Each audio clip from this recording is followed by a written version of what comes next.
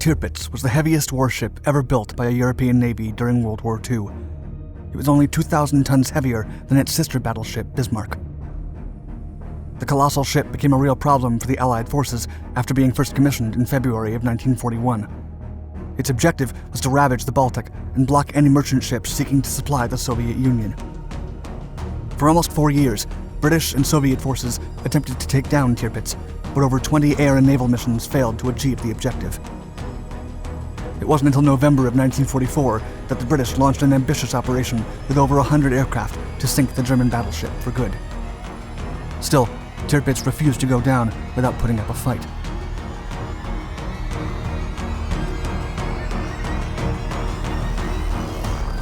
The Kriegsmarine rises.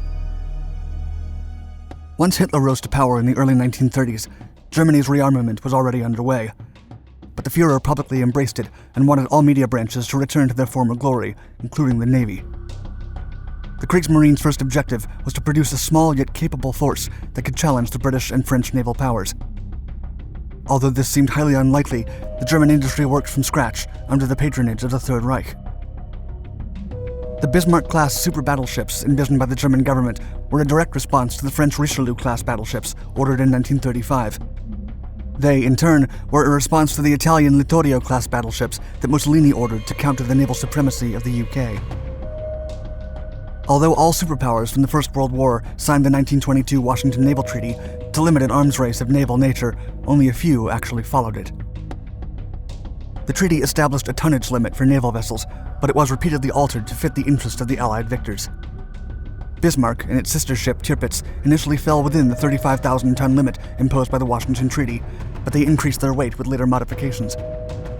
When Japan left the treaty in 1937, the tonnage limit was increased to 45,000 tons, and all global powers took advantage and modified their war vessels.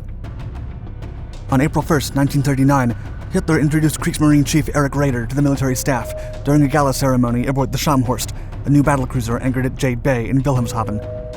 The Führer also took the opportunity to present their newest and most powerful battleship, Tirpitz. Europe's heaviest and largest battleship ever built by then paid homage to Grand Admiral Alfred von Tirpitz, who had served in the Kaiser's Navy from 1898 until the German surrender in 1918. During the ceremony, Hitler discussed Plan Z with Admiral Raeder. Its objective was to expand the Navy so that it could finally challenge the British and French fleets.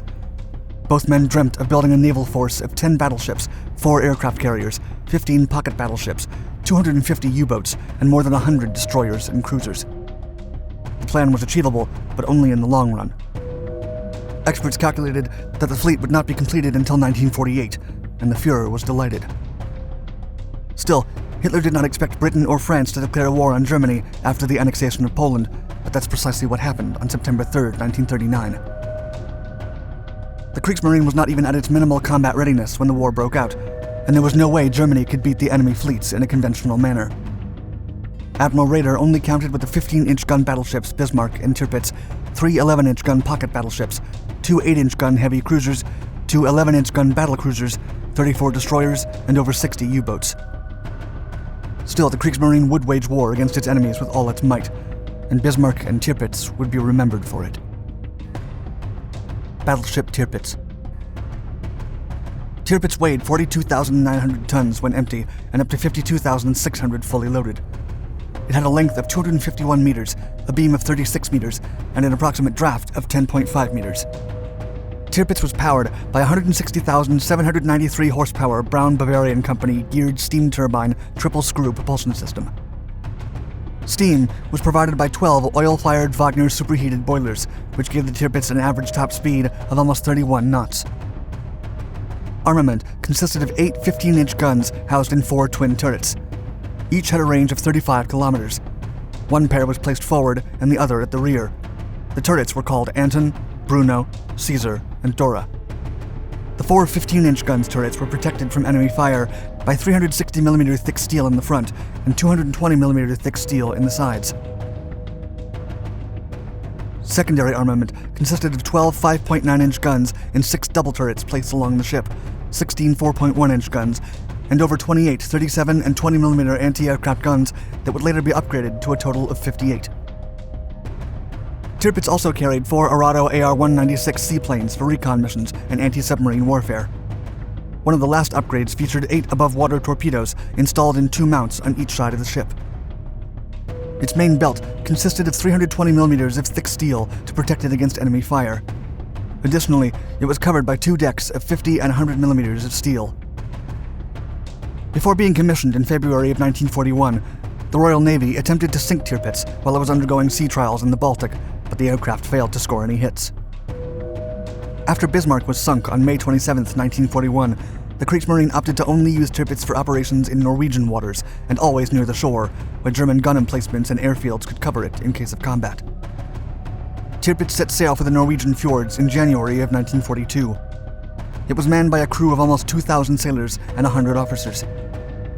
However, the British had already deciphered the Enigma machine by then and were able to track down the German battleship. In February, Tirpitz had its first taste of combat during a deceptive maneuver to lure British ships out of the English Channel so that a German fleet could return safely to port. This would be nothing compared to what was to come. Attack. In March of 1942, the Royal Air Force unsuccessfully launched a series of attacks to damage Tirpitz, resulting in the loss of over 10 RAF aircraft at the cost of 3 German aircraft. After many failures, the British decided to change its hunting strategy and sent a Frogman squad to deploy 2 Mk-1 Chariot torpedoes. They never reached the target because they broke free from their tow hooks. On September 7, 1943, the Führer sent Tirpitz and a task force of 9 destroyers to attack the Norwegian Spitsbergen naval base and destroy the Allied weather stations installed there. This mission became the only time that Tirpitz fired its primary 15-inch guns. The 50 shells fired tore apart the enemy installations. Moments later, a German battalion captured the region, and several Iron Crosses were awarded to the ship's crew. Weeks later, the British sent 10 new X-Craft midget submarines to drop mines and damage Tirpitz's hull. Only 3 U-boats breached the battleship's defenses, but they were destroyed by depth charges. Still, 2 mines damaged one of the ship's 15-inch guns, an oil tank, and 2 Arado planes. The flooding was contained, and Tirpitz returned to Norway for repairs. When the battleship returned to action on April 2, 1944, more than 100 British aircraft attacked it and managed to land 15 hits at the cost of 4 aircraft. 500 sailors lost their lives, and the superstructure was damaged. In June of 1944, the British attempted further air attacks, but Tirpitz refused to go down again, sinking the Reich's biggest battleship. Tired of constant failure, the Admiralty assigned the Royal Air Force Bomber Command to get rid of the German Colossus once and for all. Bomber Command decided to use the new 12,000-pound tallboy bombs to destroy the Tirpitz. These bombs had proven reliable to destroy concrete bunkers and could also tear through reinforced steel. In September of 1944, a force of 25 Lancaster aircraft carrying tallboy bombs departed from a Soviet base in Yagodnik to attack Tirpitz. One bomb hit the bow, penetrated it, and went through the deck and keel. Water flooded the bow, but Tirpitz survived. Bomber Command could not believe it. The ship appeared to be invincible. On September 29th, another strike damaged the Tirpitz's rudder and shaft. The Kriegsmarine then built a large sandbank around the battleship in Tromsø to prevent capsizing. Still, Tirpitz braced for combat, as the crew knew that the British would return in full force. And so they did when Operation Catechism was launched on November 12, 1944. 30 Lancasters, led by Wing Commander J.B. Willey and L.A. Williams, departed from Scotland to carry out the mission. The aircraft flew above radar detection range and only went down when they sighted Tirpitz.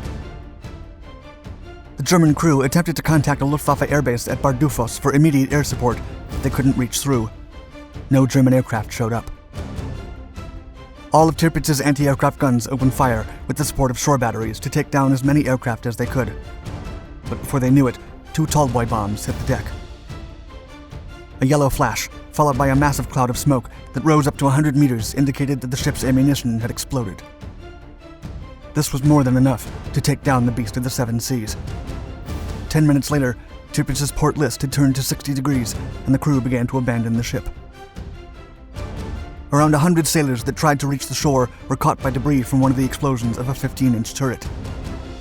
Of the 1,200 crew members, only 82 were saved when a rescue unit cut through the battleship's hull and prevented them from drowning. It took the British more than 20 attempts to sink the imposing battleship, and a joint Norwegian-German effort would begin salvage operations in 1948. It took them almost 10 years to finish. Thank you for watching our video. Please subscribe to our Dark Seas channel to watch more content related to historic naval battles. And let us know in the comments below about other topics of your interest.